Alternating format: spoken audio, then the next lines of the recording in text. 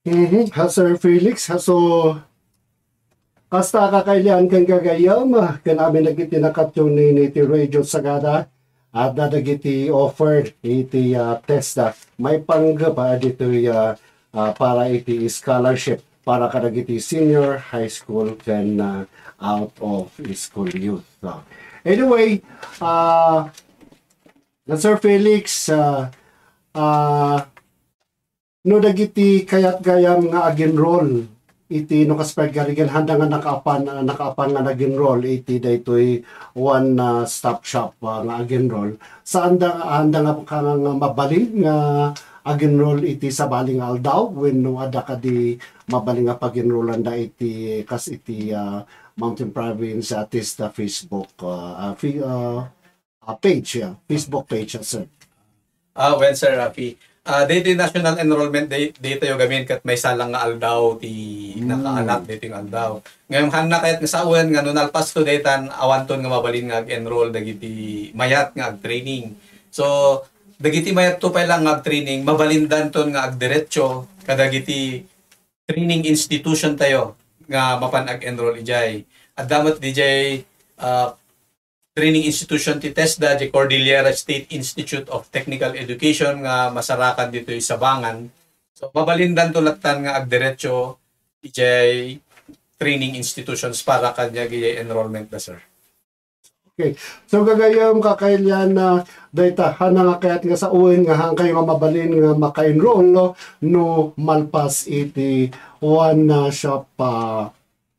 one stop shop 18 no panag into no August 18 ijay buntok apo mabalin latang mapan kayo kadagiti nga aginroll no ijay iti may sanga iti may sanga institution apo mabalin pa siya kayo apo ijay Sabangan ada iti mabalin nga pag enrollan niyo ijay when no mabalin siguro Sir Felix nga diretso naman ijay TESDA office, Sir Felix, ano? When sir, mabalin dalat nga diretso jay TESDA, tasasi kami ton ti mang-endorse kanya da kadagi jay training institutions no anyat nga pati kayat da nga i-enroll no programa. Okay. So dagita nang agantayo apo, ti hindi nga apo ni Sir Felix Sir Felix iti may panggap iti scholarship para kadagiti senior high school students ken iti dat dumapay. Anya ngay mat sir daytoy kayat nga sa uwan daytoy baro iti IBET programa ang ano kas ano iti implementasyon iti enterprise-based education and training, Sir Felix. Yes, Sir Rafi. Dito'y enterprise-based education and training kat may sa nga kabarbaro nga programa iti TESDA. So dito'y kat na-establish babaen iti Republic Act 12063 when no di awagan tayo ti EBET Framework Act of 2024. So dito'y kat may sa nga strategy iti TESDA tapnon ma-addressan tayo di gap between the industry needs can the workforce skills. So dito ikan na iti gundaway dagiti businesses or enterprises basit man wenno dakkel tapnon mabalinda nga agkandak iti training, iti technical vocational training ijay mismo ayan ti establishmento da. So, ag-conduct that training within their own operations nga in partnership with TESDA or in partnership with the registered TechVoc institutions tayo, the private man or public. So, dito'y enterprise-based education and training i-ensure na nga dagiti ag-undergo dito wenno di apan ag-train iti daytoy nga programa ket makaala iti competencies in real work settings. So, haan lang nga ijay classroom ti pagtrainingan na ngayon ijay mismon ayan iti work operation. Ijay mismon ayan iti kumpanya wenno establishmento nga ag-avail dito nga programa. So, apa yung importante dito dito kat mangtet iti trabaho para kadagiti tattao. it will give the youth, the job seekers, better access and relevant training kan napaspas-pas DJ employment paths da. Another is that dito EBET app that suportaran na dagiti MSMEs minuji medium scale enterprises. Agbalinda nga training center wenno training providers nga daytoy iti mang papigsa wenno mang mang boost dagiti economy tayo nga i-reduce tayo DJ uray tayo lang iti trainees from outside ngem no agabil ka daytoy sika mismo nga kumpanya wenno sika mismo nga establishment iti ag-produce iti workers mo. And may lastly daytoy enterprise-based education and training papigsain na DJ panagkadwa wenno DJ ties between the industriya ken dagiti training institution. It will stronger industry and academic ties. So kadwa nga trabaho DJ eskwelahan ken DJ industriya tapno maka-develop da iti talents, maka-urnong da iti trabahador nga isunto ti kasapulan iti local economies tayo. So as of now that iti commitment plan iti TESDA ka adda dagiti industriya nga mayat nga ag-avail kadagitoy nga programa tayo. So iti Mountain Province adda dagiti na identify nga kayat da nga ag-avail ditoy programa para nga enterprise base nga kayat da nga isuda ti mang train mismo iti tattao da isuda ti mang train kadagiti mayat nga ag-avail. So ditoy Mountain Province ta dati agdama nga 5 nga establishmento nga naka-pipeline for approval iti training program da. So isuda dagitoy dagiti Salt and Pepper Agricultural Learning Center iti Sagada, Roads and Looms Art Gallery, Pots and Pans Cafe, Ola Coffee Farm ken DJ LCF Center for Sustainable Futures. So dagiti possible nga ag-register para kada ito yung programa. So, bawat registration dapat lang dito may kanda iti scholarship.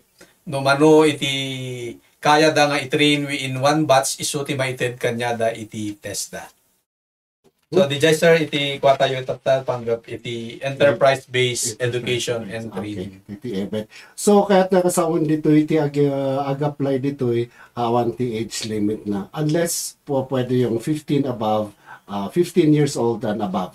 Yes sir, adati 15 years old nga may sa nga component iti EBET dapat DJ component ng scholarship category na nga purely workers lang kan adda DJ sumbret pa lang iti trabaho. So tikat na saon tatay ni Sir Felix ket mabalin nga ag-apply da ijay da mismo iti training center iti ag-train kada isoda ken mabalin nga ijay da nga ag-trabaho in party in scholarship, Sir Felix. Ganun ba yan? Yes sir, kasi iti proseso na. Kasi so kasta ka kailya nagagayam kanamin na tanunan iti radio Sagada kasta da iti na ibingay apo ni Sir Felix nga mang idadaulo iti atesta iti Montañosa. At dapat ka diti da dumapay nga inayon tayo Sir Felix sa malaksi kadagiti ijay nga ibingay iti WCO kan scholarship iti senior citizens kan iti EBET ada pay da duma Sir Felix. Kahit ko lang nga ipakamo nga adda dagiti scholarship programs tayo nga babalin pa nga i-avail dagiti umili nga for implementation dito August to December. Kas kuma dagiti carpentry and situ, cookery and situ, electrical installation and maintenance, organic agricultural productions and situ, ken bookkeeping and C3. So dagiti programa tayo get adupay dagiti urayan tayo nga sumangpet nga scholarship so nga namnamaan tayo nga adu pa iti i-avail dagiti kakailyan tayong scholarship programs. Okay, so na yung pagmanan nga malam, magagayam ko na kakabsat, dagita apo iti na padla ka po iti muntanyo sa testa by Sir Felix Matuti Jr.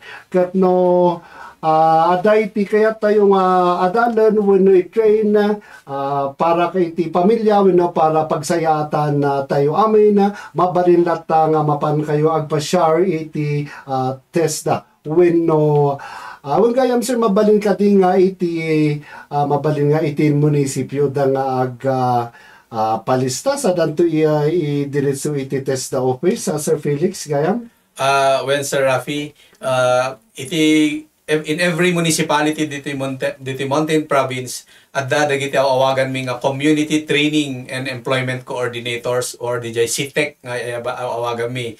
Isuda dagiti link iti TESDA kadagiti munisipyo tayo kadagiti municipal levels. So dagiti mayat nga daduma nga haan nga makaumay dito bontok dito opisina tayo. Mabalin yo nga mapan DJ munisipyo yo. Kat biro kanyo laeng DJ CTEC wenno di Community Training and Employment Coordinator under data ti Office of the Mayor kaadwan na dati Office of the Mayor. Kat mabalin kayo nga agpalista kanya data isudan ton iti mangi-submit iti nagnagan nyo for enrollment. So manan tagita iti naibingay daapo iti nagapo iti opisina iti testa nang ronas ni Sir Felix Barto Matuti Jr. iti isuna iti mangi pangpangulo iti testa iti Montañosa. Naimbag manan amalem Sir Felix. Well, sir, thank you very much for accommodating us. Agyaman kami unay.